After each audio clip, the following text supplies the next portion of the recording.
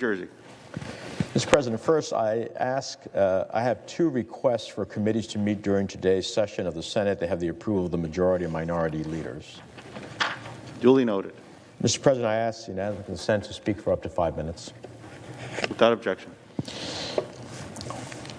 And Mr. President, I'll just remark of how quickly you've risen in the Senate, so we welcome you here.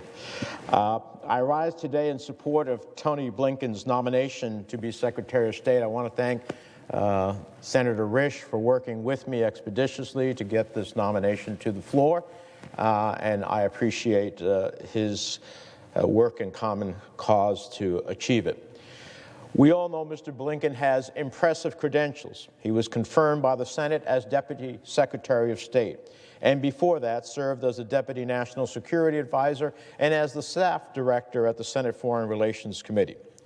But apart from his extensive experience, he showed in almost 5 hours of hearing testimony that he is thoughtful, willing, able to grapple with the most complex, challenging issues facing our country, and committed to engaging Congress. And he did so on both sides of the aisle.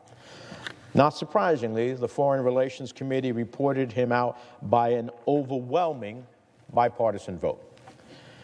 Now, Mr. President, some in this body may not be aware of Mr. Blinken's family tradition, which reflects the best of this country in two ways: our history of welcoming those in need of refuge, and the contributions that immigrants and refugees have made in the service of our nation.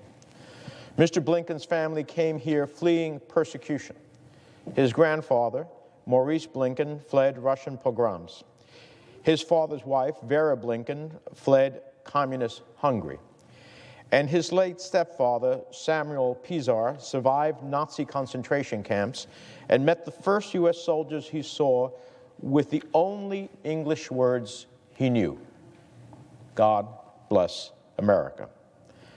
And from that family, our country has benefited from the service of two ambassadors, an assistant secretary, and a deputy secretary of state.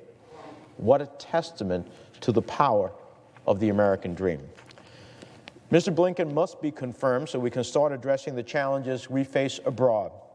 Every day there is an event or calamity across the globe, and whether it is a massacre in Ethiopia or democratic protests in Russia, we need U.S. leadership and engagement to chart our foreign policy through these troubling times. We now have a COVID vaccine, but troubling new variants and strains are appearing in the United Kingdom and South Africa.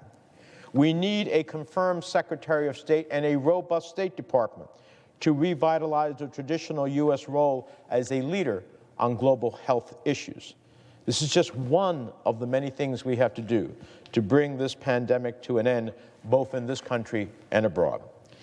It's also important that Mr. Blinken be confirmed to help address the challenges we face closer to home. The State Department is suffering from a historic crisis stemming from low morale, the departure over the past 4 years of many of our most experienced diplomats, and the lack of accountability for the political leadership at the top during the last 4 years. Mr. Blinken's experience and expertise is necessary to begin to repair the damage and rebuild the State Department.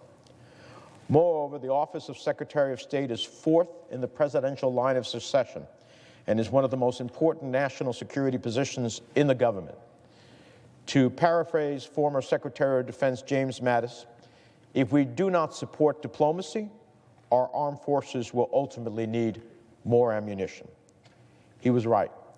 Robust diplomacy means that we are less likely to have to send our sons and daughters to fight wars, and it means more opportunities for Americans and American businesses abroad.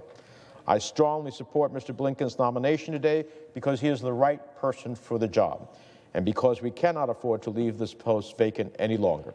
I hope my colleagues will all join me. Mr. President, with that, I